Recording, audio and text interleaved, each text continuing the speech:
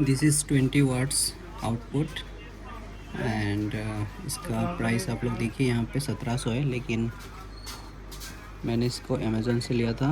इसका लिंक आपको वीडियो के नीचे मिल जाएगा। और ये देखिए, इस पर आपको वारंटी कार्ड भी मिलता है, 1 ईयर वारंटी, और इसको स्कैन करके आप लोग इसको क्लेम कर सकते हो।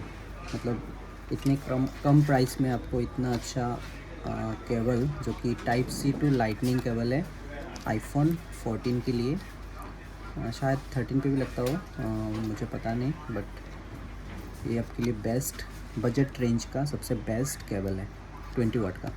Thank you.